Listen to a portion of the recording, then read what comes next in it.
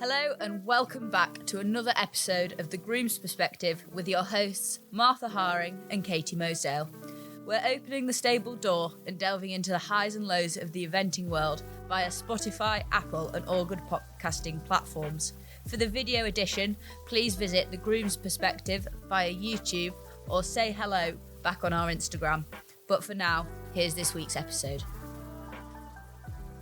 Hi everyone and welcome back to episode 10 of The Groom's Perspective. And we are just going to have a bit of a catch-up this week and a bit of a chit-chat between the two of us, mainly focusing on what life is like at a 3-day event.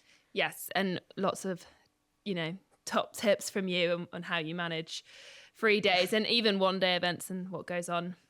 And then we're going to finish with, we've got a few listeners' questions that have come in, which is great.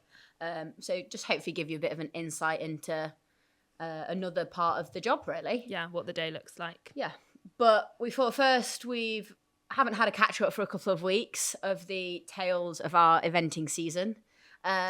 So we'll just touch base on where we're at. So I think we probably go back to the Little Downham, which was the start of June. That was probably where we need to pick up from. Yeah, that would have been the one after Aston. So yeah, because we actually filmed the night before we were leaving. Yeah, there seems to be a theme here. It's like, right, we've got to get up at 1 a.m. Let's film a podcast.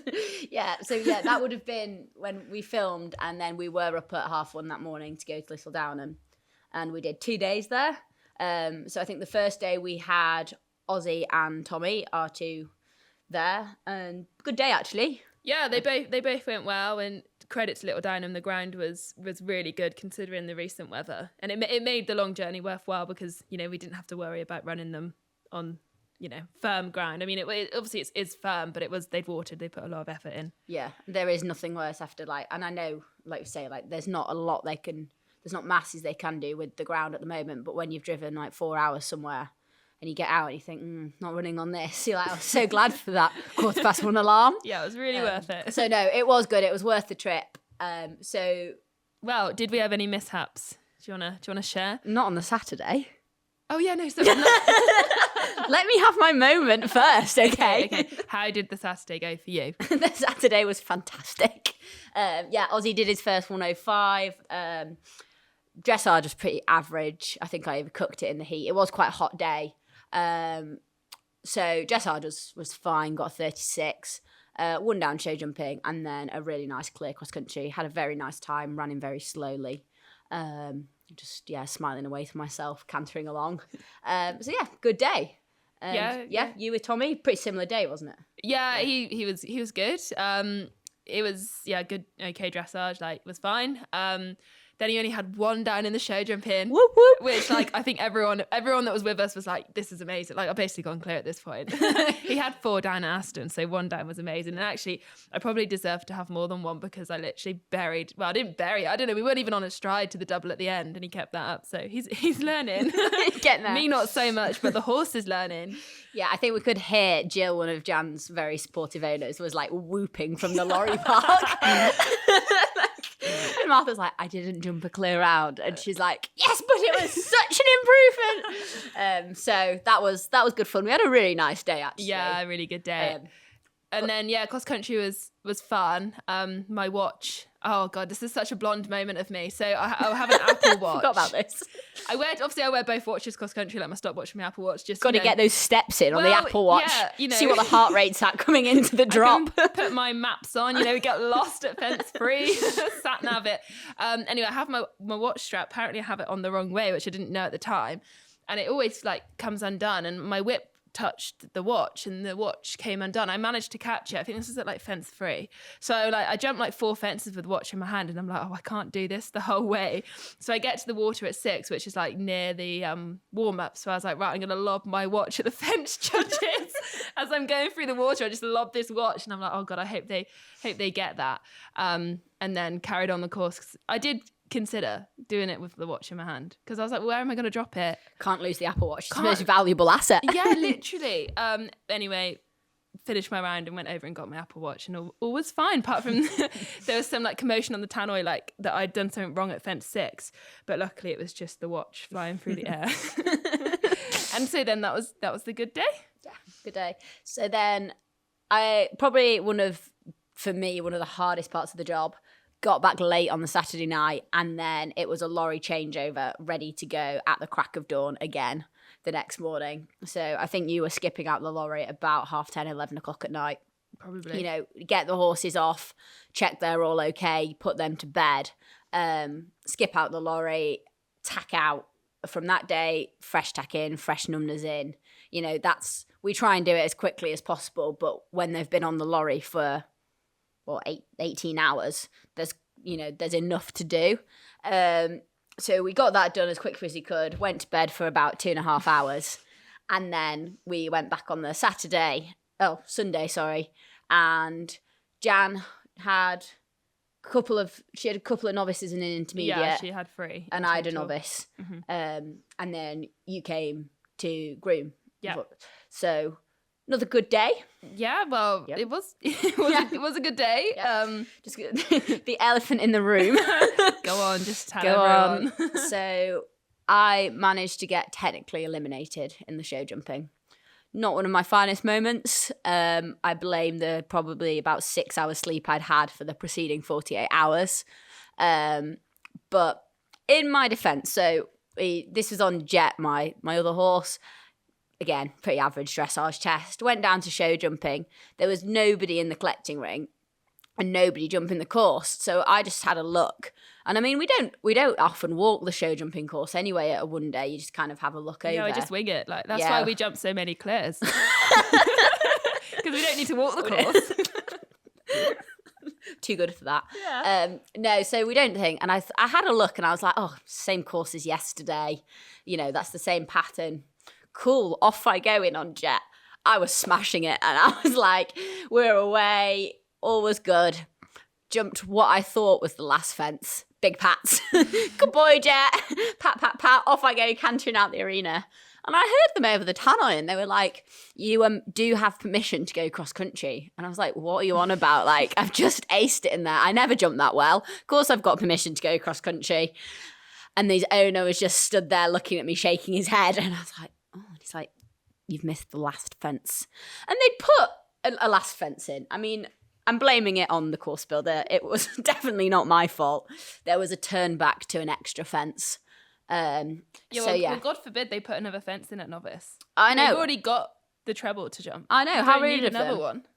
So, yeah, we did get big fatty, but luckily got to go cross country and he had a great spin around the cross country course. So there was no harm done. It was, I mean, if I'd done a 22 dressage and then had ruined it like that, might have been a bit disappointed, but all I could do about it was laugh, really. So. I know, well, you did get back to the lorry, you weren't laughing. And I was like, right, how can we lighten the mood? I was like, oh, but did he jump well? That's fine, he thinks he's clear. I was like, yeah, right, how can I lighten this mood? Yeah, never mind. Moving on. Moving swiftly on. So yeah, that was my son. I did say I got back and I was like, just giving us some great podcasting content. Yeah, you did. Yes, because Ros's groom, Sarah, came over to the lorry. Can you remember? Yes, she was like, yeah. Oh, Ross didn't know there was another fence. So like you've saved her from getting eliminated. So actually, I was just doing a favour. Wouldn't want to embarrass these Olympians. No. You know? Just thought I'd better take one for the team and really mess up. Mm-hmm. So yeah, that was good. But Jan's all went well. And we just had a really nice day out again in the sun. So long weekend again, back quite late on the Sunday night. But you know, good, pretty solid weekend. Yeah, like it was definitely worth the trip. Yeah, for sure. So then we both had a few days off the week after. Yeah. Which was really nice, but also quite needed. We were both ready for a few easy days. And then on to Oxtalls the weekend just gone. So instead of Catton Park because that cancelled. Yes, so Catton's quite local to us here. Been there quite a bit, but with the cancellation of that, it was actually your suggestion that said, come down to Oxtalls, it's right on my doorstep. Yeah, I was like, it's literally 10 minutes from my house. I want all my fans to come and watch me. My fan club can come. Who then they all cancelled on me, so... I know, sorry, I can't Tragic. do that. I had really early times. I think they were all like, nah, it's going to be average anyway. So no, but again, first time for me going down there, and Jeanette actually. And we had a great time. Really nice event. Thanks for the recommendation. Yeah, well, I know my courses. I know my stuff. But no, good day. Yeah, all we round. had a really fun day. Really So, fun day. Tommy, regal boy. Yeah, I mean, it came out of the dressage sulking, was like, that was Yeah, awful. absolutely. Okay, it was absolutely dreadful. 31. Yeah. I know, and I watched a video back to this morning because I've been putting it off because I was like, I don't want to watch it because like it was awful. And I watched a video back and I was like, oh, actually, like it doesn't even look that bad. Like, I think We're still working on the still dramaticness. Yeah, and then Jill gave me a polo and I was like, I'm okay now. Do you want a polo? Yes. Give me the sugar. So we had a really good day, and then I just had a pole in the show jumping.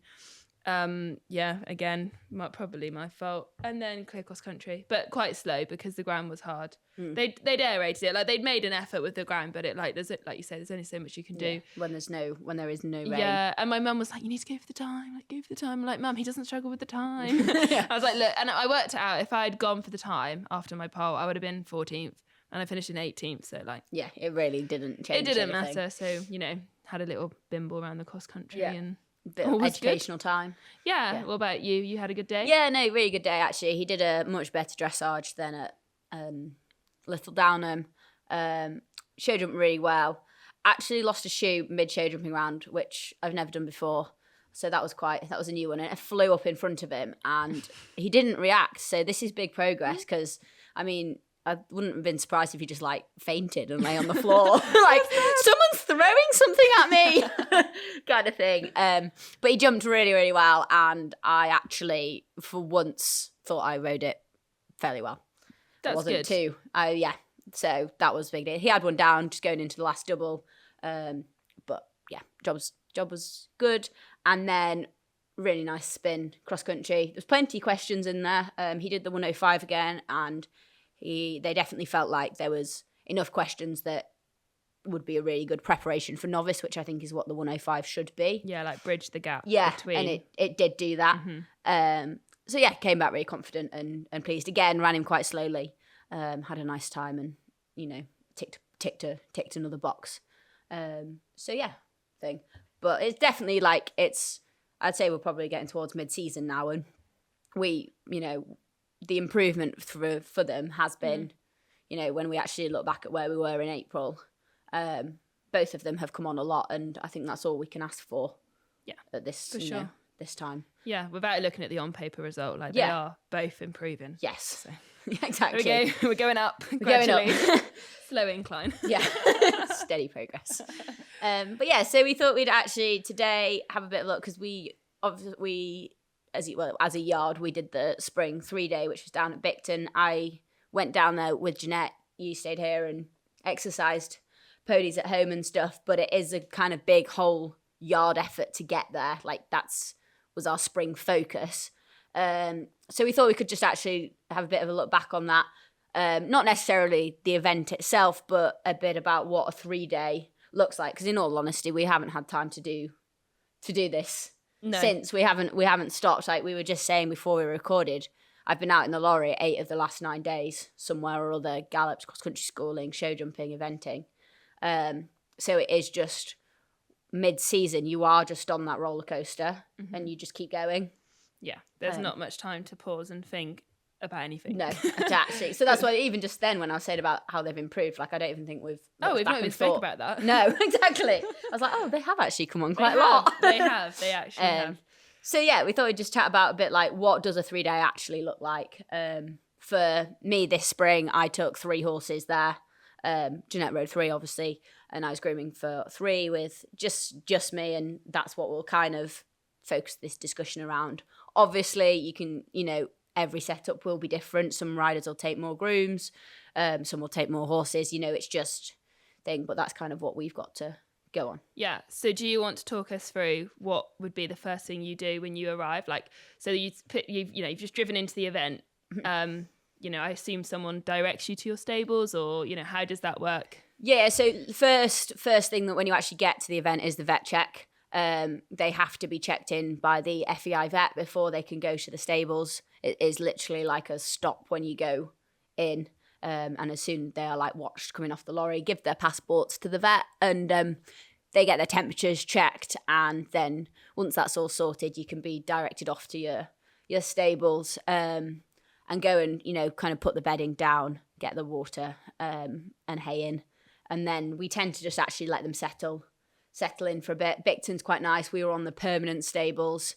If you're on temporary stables where there's a load of grass on the floor, we actually let them eat the grass off before putting the bedding down, because otherwise they just dig their bed up trying to get to the grass because they're all fat. It's probably quite nice grass. Exactly. It's not been eaten for a while. So yeah, but we were on there's actually concrete floors, so we do take rubber mats with us to put down, because they all like to lie down a lot. Yeah, so what do you do with them when you're putting your rubber mats down? Do you put them back on the lorry?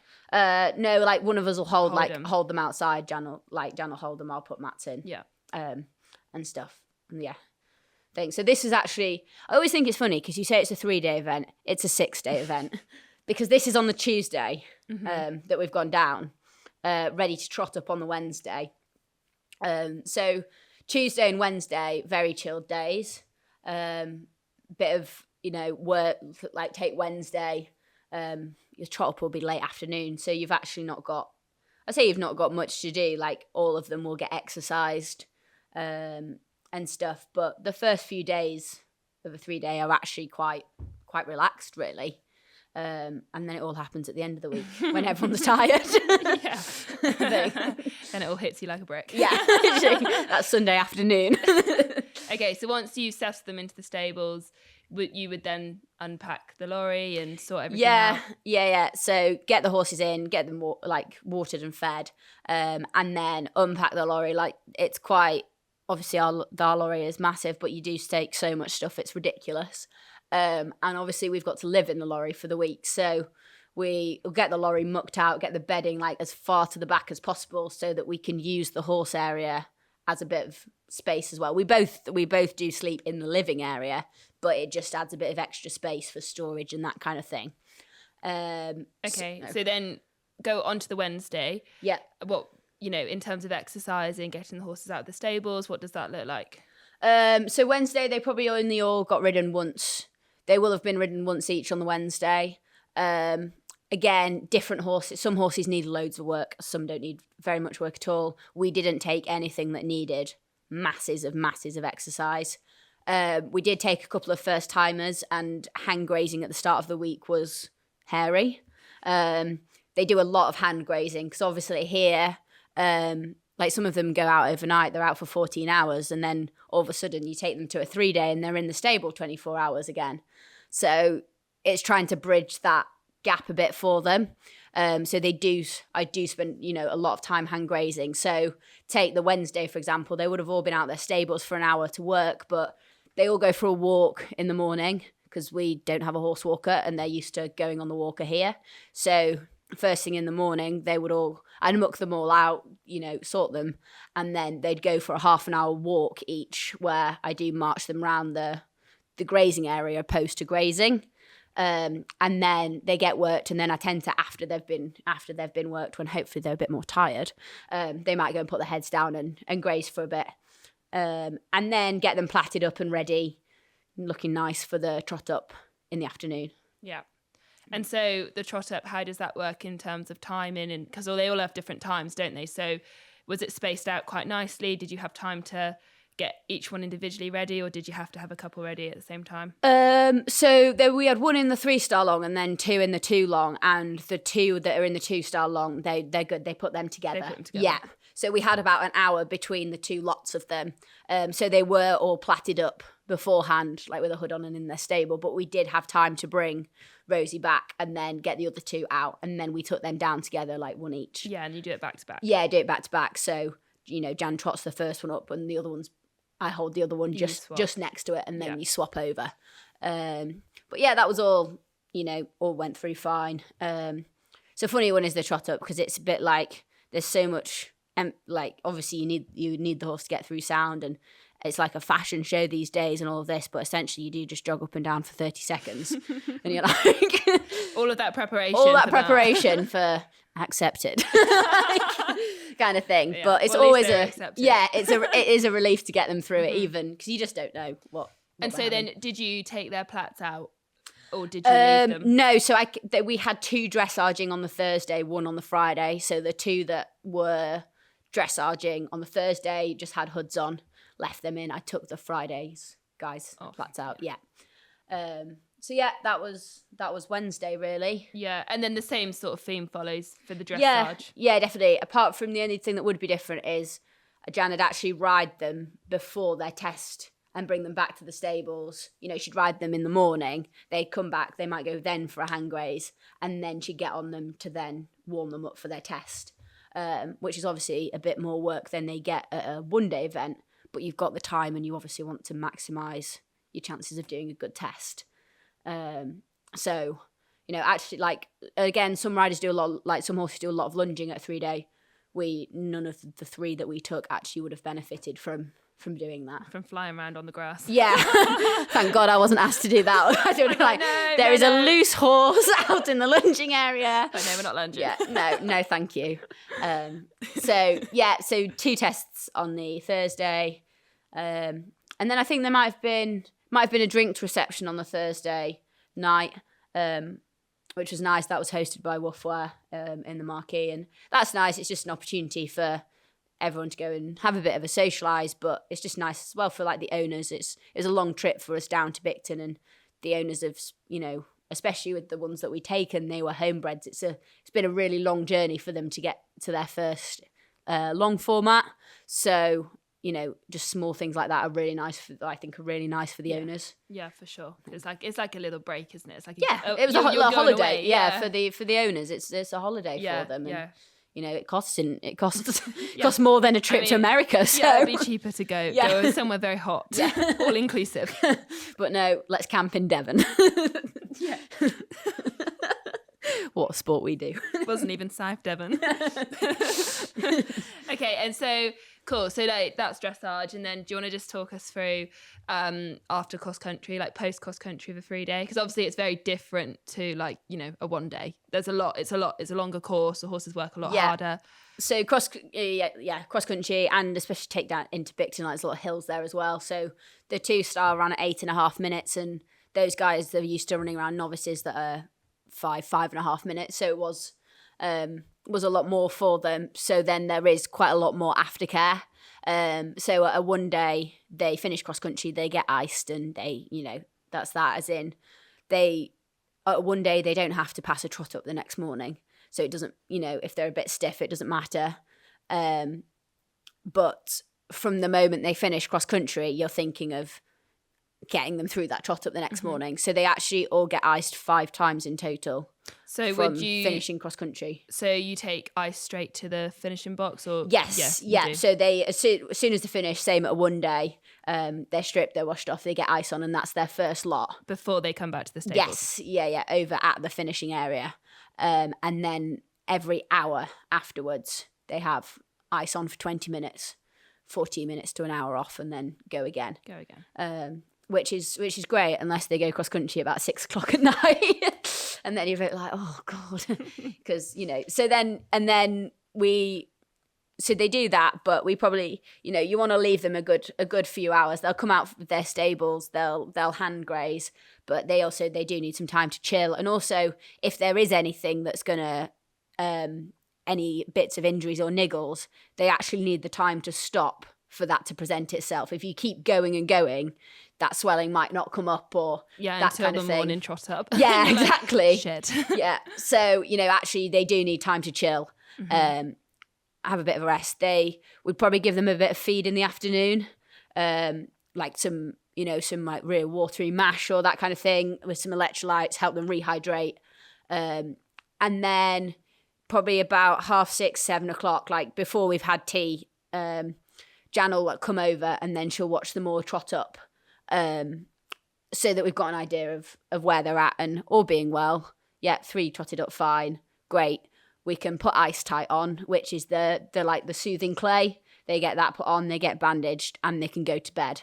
But at that point, if they're not all right, you can then start to do something about it. So, you know, most common thing, like if they'd lost a shoe and they're a bit footsore, you're going to be wanting to ice them and tub them, you know, put their foot in ice, you know, for a while, that kind of thing.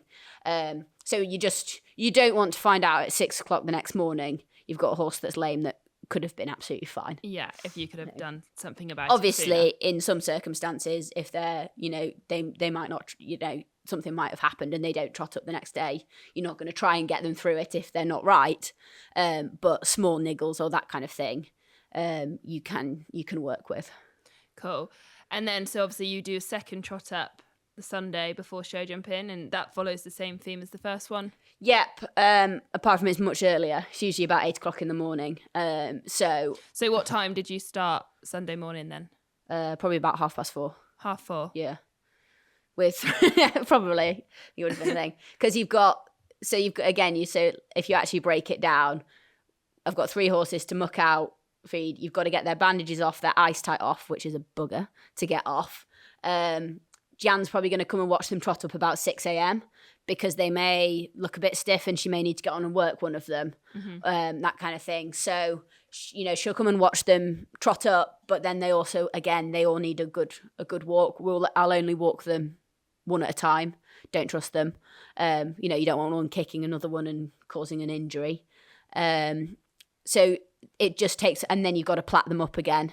I think I did actually I plaited up a couple the night before this time, which is the first time I've ever done that at 3-day, because I'm always quite like, it's nice for them to not be plaited up after cross country, but you've got to be practical sometimes. And especially when you're on your own. Especially when you're on your own. And also, I don't want to be, it's not nice for them to be up at an hour earlier. Yeah, get them out of bed. Yeah. Rest. So it's a bit of 6 and 2 3s. So yeah, that was all done, and get them over to the trot up in the morning. All flew through the trot up, which was great. And then you actually get your show jumping times after trot up. You can have a bit of a rough idea, but because it runs in reverse order, they need to know who's show jumping. Yeah, who's passed, who's not presenting. So it's a lot of checking eventing scores and things. They were very good at keeping them uploaded. So do you find not knowing your show jump time, is that quite tricky, trying to navigate like getting them ready when you don't actually know? Is that something that you consider would be hard, or is it okay? Yes and no.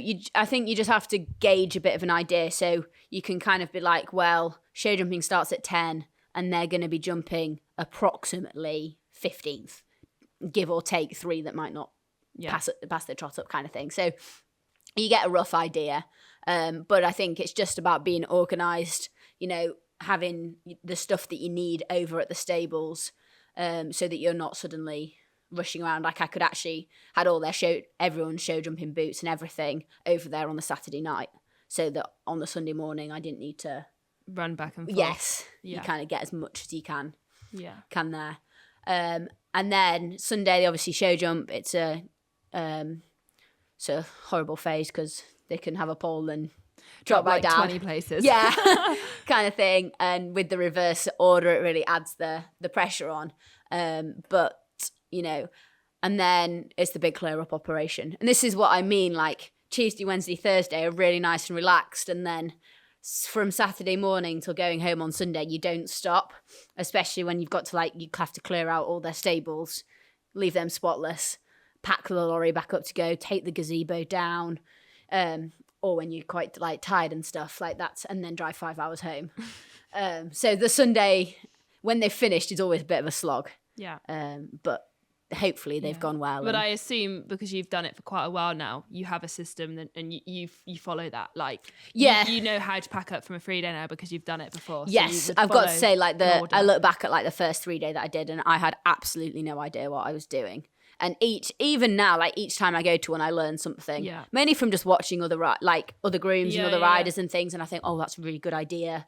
Really small things as well. It's like, oh, I need to take a carry bag so that I've got a rubbish bag at the stables. And it sounds really daft, but it's something you wouldn't think about. You don't. No one carries a carrier bag on them anymore. You have to buy them, kind of thing.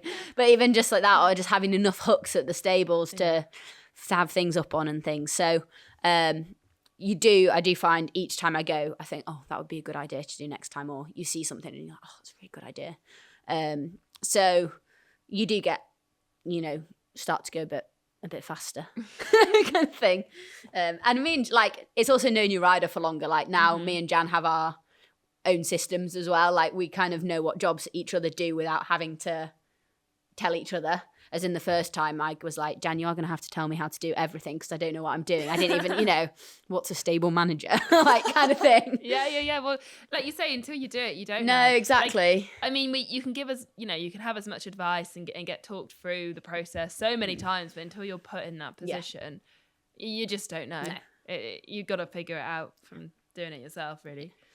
That was it, really. So I know a few listeners have a few questions. They want to know like the ins and the outs and what happens at a stay away. So in terms of like cooking dinner and sleeping arrangements, so what do you guys do? So, do you get food provided for you, or do you have to, at a free day, do you have to find your own food? And No, so Jan does all the food. I say Jan does all the food. She doesn't cook it all. We have a very nice owner that sends us off with packaged like meals, really good food as well. But it's like, so we did touch it. We do take a fridge freezer in the back of the lorry, so we do go with like frozen meals. Like we have Thai green curry one night, chili one night, like spag bol. So no, Jan does the cooking or the heating up kind of thing. But no, we both sleep in the lorry. We share that. She sleeps in the sleeper cab bit. I sleep in where the bench becomes a double bed kind of thing. I have 2 of the dogs. She has 1 of the dogs. So everyone's got their place. I feel like that's a fair compromise. Yeah. So yeah, I'll probably get up earlier than her in the morning, sort my own breakfast, get a coffee, and then she'll usually come over to the stables. And when she comes over, will bring me another coffee. Always appreciated. And then again, like, she does lunch. She'll just make sandwiches for us both and that kind of thing. We were quite busy at Bitch, and like I wouldn't always get back to the lorry for lunch, but she would just. It came a bit of a joke actually. Like she comes cycling over on the bike with a pack up box, and like the people next to us were like, "Meals on Wheels has arrived," and I was like, "Yeah, thank you," which is ace because sometimes you don't have time to stop and. Even just going back to Fourth Lorry, it's 5 minutes each way and it adds up. Yeah. So to just be able to munch sandwich, carry on doing something and then, eat some more. And then, like I say, in the evenings, like we had a gazebo up outside. We had an owner staying with us as well. We had a couple of owners who were staying in a local pub. Like they came and joined us a couple of nights for tea. And then we just go and chat to other people in the lorry park. Kind of thing, like entertainment. Yeah, a bit of entertainment. Like the lorry's fantastic, but it doesn't have the mod cons that some other lorries have. No. Like there's no TV in there, so the signal isn't great down at Bicton. Oh, the signal at Bicton is awful. No, so you do have to go and chat. You have to go and speak to people. But no, we had with some of the like neighbouring lorries, like we'd go around and take a drink round and have a nice time and stuff. And it's a really nice opportunity to see. You get to know some of the grooms and actually going to these events, the only time you really get to catch up with them. Even when you become really good friends with them, like they're working for a rider at the other end of the country. So and if you see them at one day, it's great, but it's usually in passing. Yeah. Give them a quick wave. Yeah. So actually to go over in the evening and catch up is really nice. Yeah, for sure. So yeah, I think that's the kind of sleeping. Yeah, I think most grooms it's the same sort of situation. Like I think a lot of grooms. Was talking to one groom at Hartpury though last year, and they were like, no, like they have to sort all their own food out and stuff, which I thought was quite interesting. Like I don't know if they got like money to do it or not, but I was like, but they're okay at Hartpury. They got that cafe. Like, I know it's a good. I had hash browns every morning. Yeah, I don't think Jan knows that. She'd be like, "Don't waste your money." Yeah. And then I found out there's the cafe, and me and Lauren, who was working for Jessie, we literally like every morning it was like texting. It was like, "Have you got 5 minutes?" Like, let's go and get some hash browns. Yeah, so a free day at Hartpury is fine. Yeah, literally. When people like literally this year, I was like, "We're going to Hartpury, great cafe." Yeah, where's the best food arrangement? Yeah. Right, we're going there. So yeah, I think that was is interesting. But like I think it's similar. Like a lot of grooms will stay in the lorry with the rider, and that's that really. Like it'd be a lot of hassle bringing separate accommodation. Yeah, would do. Just pitch up a tent outside or something. Maybe I don't know. No, exactly. The thought of having to take the tent down after a show. I think I'd leave it there. It'd be like Glastonbury. It would be. I'd just leave it there. Loads of tents in the lorry park. I couldn't take a tent down. The funny thing is, though, we're laughing, but I bet 10 years ago there was a lot more tents in the lorry park. Oh yeah, because now like, there is well, none. you don't need to know with these pop outs, and like you've got the double beds over the shower and the toilet, and you could probably sleep 6. We or don't 7. have a shower in the lorry. I did have to go and pay my 50p. Yeah, well. Had to, slum it. Oh, slum it in the communal showers. Oh God. Yeah, but again, like I never had to queue when I went to the Grassroots 3-day there. Always had to queue. Just like it does show the difference between a grassroots event. Yeah. Like every time we had to queue for 10-15 minutes. And that would be because grassroots riders are coming in lorries that wouldn't have the facilities. Yes. Not once did I have to queue for the shower thing because clearly everyone showers in their own lorries now. Interesting. That is very interesting. That obviously would make sense, obviously. You wouldn't expect a grassroots rider to turn up in a HGV with a shower. Well, I don't know, but it wouldn't really be the norm. Yeah, exactly. Oh, okay, cool. No, so that's really insightful, actually. So, yeah, we've covered the who cooks dinner, packed lunch, where do you sleep, that type of vibe. Should we go through our questions from the Instagram? Go for it. So someone's asked what actually happens, like tips for cooling off, or like what happens when your rider gets back. So do you want to like talk through that? Yeah, okay. So at a 1 day, so at a normal event. So it all depends on the horse, really. But the main priority is cooling them off as quick as possible and getting ice on their legs. So, the rider would ride back to the lorry. The first thing you would do is attach lead rope to the bridle. So the rider can jump off and walk away if they need to get on another horse or, whatnot. So then you've got hold of the horse. We always would strip the front boots first. So get the heat away from the front legs as soon as possible. And then if there's another spare pair of hands, someone will be taking the saddle off and then you get the bridle off. And then, chuck some ice on straight away and then carry on the cool down process, which would be washing them off. We're very lucky we have a hose at the lorry, which is amazing. It's good. So much a homemade one. Yeah, but it's brilliant. It is brilliant, yeah.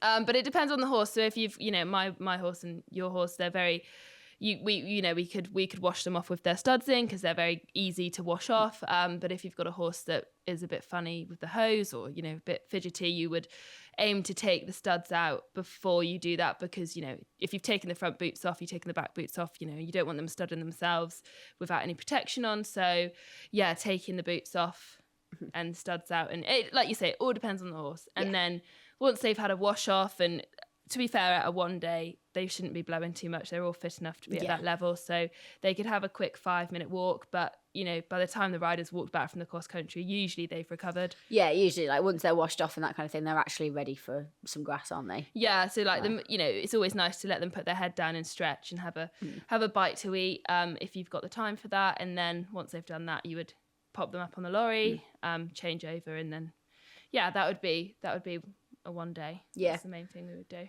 And then I guess the difference for that at a 3 days, there's actually like the kind of the FEI procedures that you have to go through.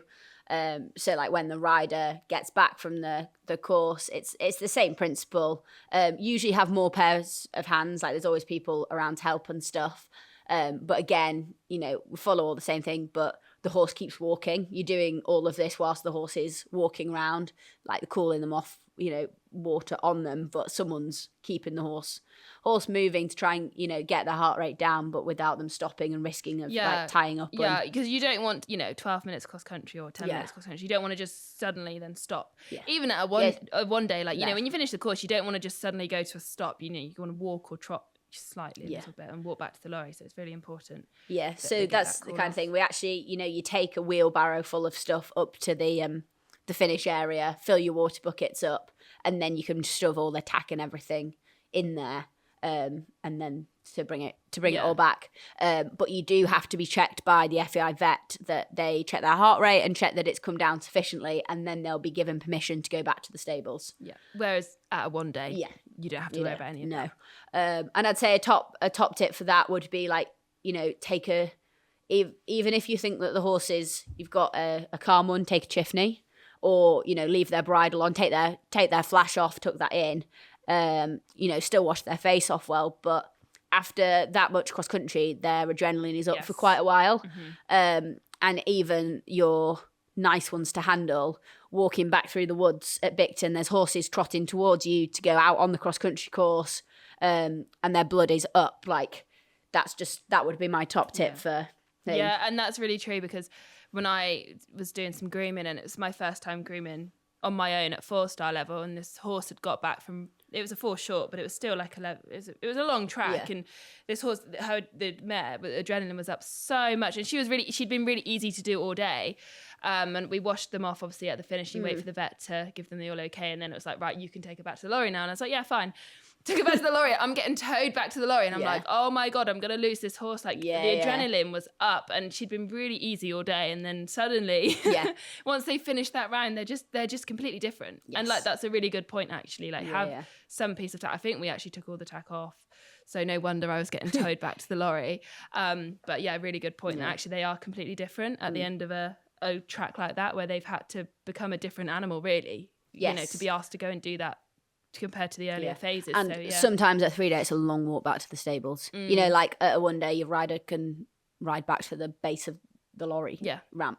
They're there, as in actually you can be walking for half a mile. Yeah. Like, and you've got horses coming at you that are going the other way.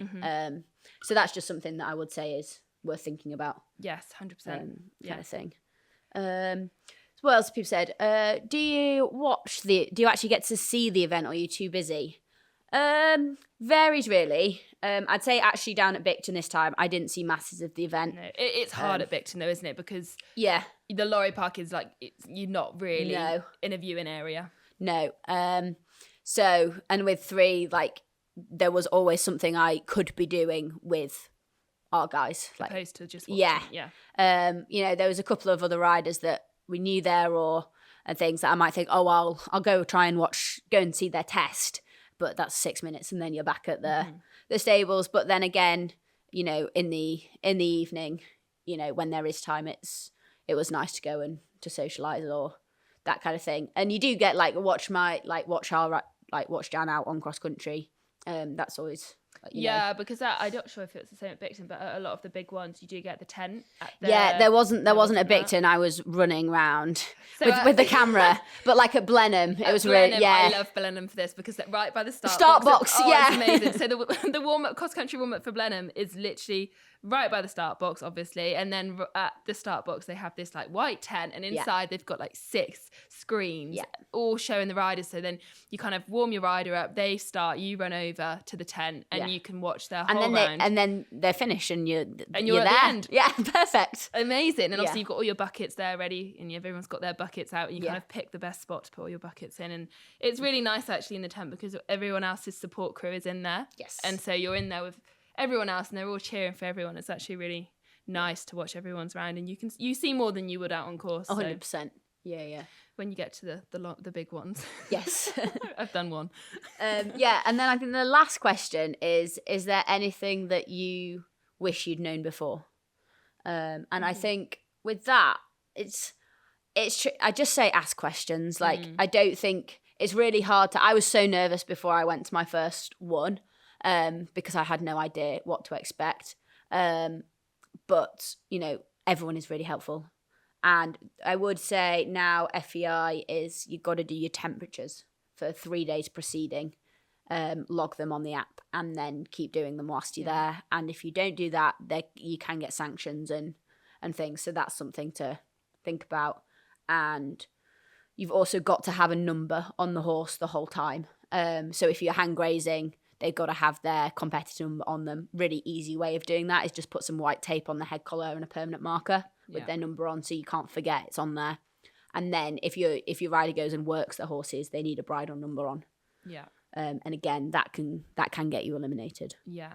I like you say, I think it is just learning on the job. Yeah. Like at every event I've been to, especially the bigger ones, like the stuff I would do, like I was working for a rider and they wanted me to help them lead into the start box, but they terrify me. Yeah. Okay. So I was like, yeah, no problem. And they were like, if the horse looks nappy, come and grab it. And I'm like, yep, fine.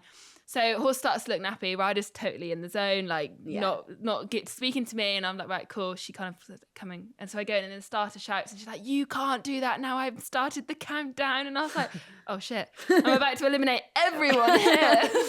So like, but I didn't know, and I hadn't been told, so I was just doing what I'd been asked to do. But like, the starter was really helpful. She didn't, they didn't sanction me for that, obviously, but like it's something you're not going to know until you do it. Yes, 100%. So I know it seems really daunting, but until you put yourself in the position to learn, you're not going to know. But actually, everyone is really friendly and supportive. Yeah, no, I think that's so. And then I think as well, like if anyone does have any more questions, please feel free to DM us. But also, I did think we could probably do an episode later in the year of like preparing for your first one for the likes of the grassroots 3-day event. I think there's one at Frickley and there's one at Bicton, and we could do an episode before then that's a bit like what do you need to know and what do you need and stuff. So if anyone has any questions and stuff, we could put that into that episode. Yeah, for sure. For sure. Yeah. So yeah, I think that's kind of that's all we've got today. That's all we've got. Yeah. We're out. Hey, I've done loads of talking. I feel like my voice is going. Yeah. Well, no, but it's all been very helpful. I'm learning just listening from you. So I'm like, right. This is brilliant. So no, thank you for listening. Thank you for your continued support. And we've got an exciting guest coming on next week. So yeah. Well, we were meant to have a guest tonight. But we were, but they cancelled, so you just got us. Sorry. Honesty is the best policy. Yeah, well, exactly. These things happen. Yeah. So yeah, no, all is good, and thank you very much, and we'll see you soon. Speak to you soon.